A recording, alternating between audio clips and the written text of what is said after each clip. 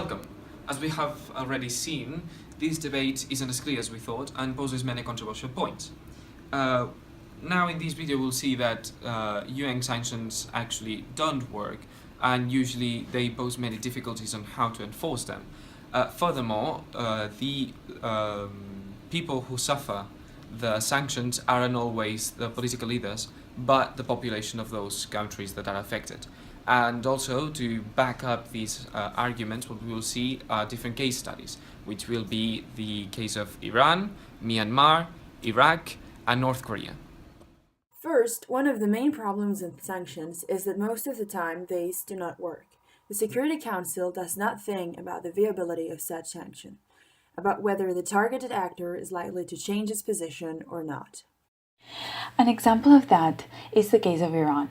The UN Security Council joined the US unilateral economic sanctions on Iran in 2005 as the country wasn't willing to stop or reduce its nuclear program. The sanctions were focused on blocking Iran's exports on gas and oil, as it is a rentist state. Despite the damage it did to the Iranian economy, the nuclear program wasn't touched, and it was thought by the Iranian government as the primordial key to its national security. This is how the sanctions failed to reach the objective of stopping the Iranian nuclear program. Another example of that is the case of Myanmar. During the rule of the military junta, the country was sunk in a major humanitarian crisis.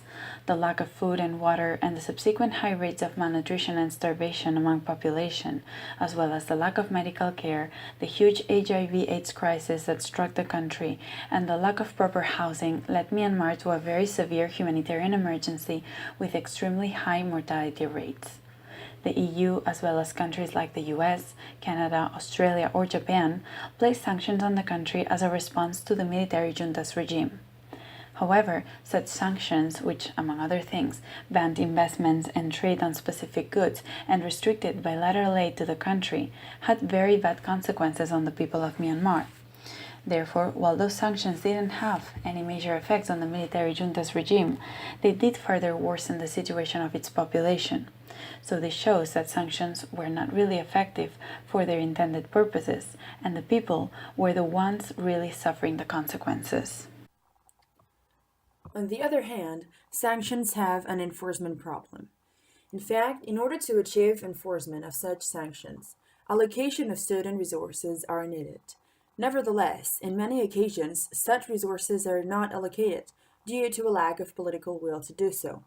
Also, it is rare to see sanctions regimes to be furnished with an independent on-the-ground enforcement mechanism, in which case the member states are the ones to be burdened by the responsibility for enforcement. However, not only member states, but peacekeepers too are the ones to carry with the burden of such enforcement, which according to the United Nations University, it is a task for which they are neither trained nor in a position to adequately undertake. Thus, the often lack of resources aimed at enforcing the sanctions makes member states or even peacekeepers to carry with the burden of such enforcement, for which task most of the time they are not prepared to do, which consequently makes the enforcement of sanctions remain weak or even fail. Moreover, international consensus is usually difficult to be achieved, since national interest will always prevail when acting at the international level.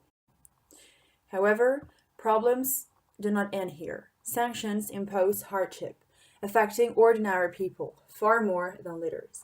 They raise the ethical question of whether suffering inflicted on vulnerable groups in the target country is a legitimate means of exerting pressure on political leaders whose behavior is unlikely to be affected by the light of their subjects.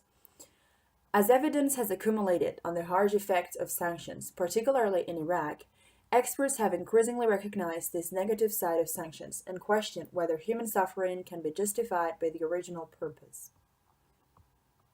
Also, sanctions cause collateral damage. They cause hardship outside the targeted country, hurting countries that are neighbors or major trading partners with such country, who lose export markets, government revenues, and employment opportunities.